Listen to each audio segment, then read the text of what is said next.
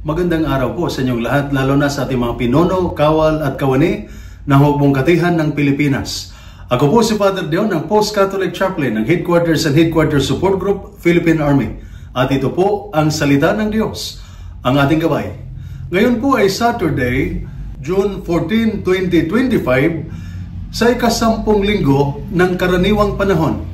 At sa ating ebanghelyo ngayong araw, binigyang din ni Jesus ang katapatan sa salita. Sinabi niya, maging oo ang inyong oo at hindi ang hindi. Sobrang salita ay mula sa masama. Isa itong matibay na paalala sa atin na sa mata ng Diyos, ang salita ng isang tao ay dapat kasing halaga ng kanyang gawa.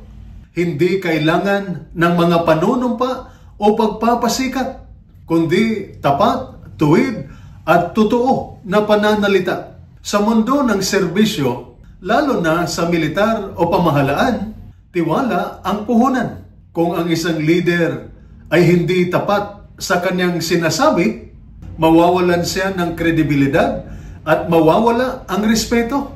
Kung ang isang sundalo ay hindi tapat sa kanyang ulat o pangako, maaapektuhan ang buong unit.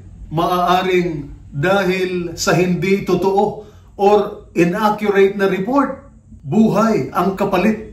Kaya ang integridad ay hindi lamang isang personal na bagay. Ito ay may direktang epekto sa kabuuan ng organisasyon.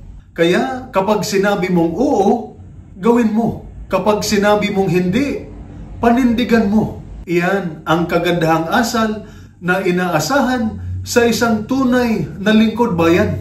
Ang paninindigan sa katotohanan ay hindi laging madali, lalo na kung may pressure, takot o tukso.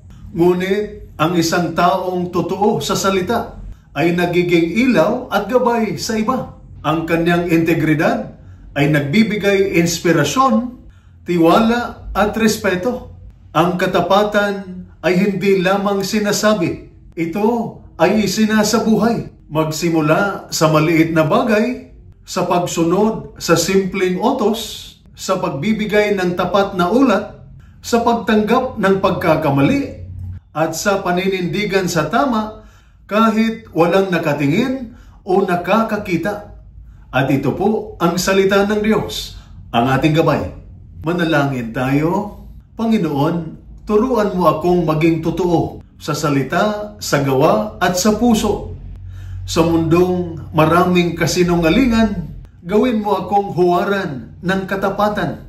Punuin mo ako ng iyong katotohanan upang maging tapat ako sa aking tungkulin bilang sundalo, kasama at lingkod bayan. Naway ang aking oo ay maging matibay na pangako at ang aking hindi ay maging tanda sa paninindigan sa tama. Sa lahat ng aking ginagawa, naway makita ang iyong liwanag sa katapatan ng aking buhay. Amen. At sumainyo at sa inyong pamilya ang pagpapala ng makapangyarihang Diyos, Ama, Anak at Espiritu Santo. Amen.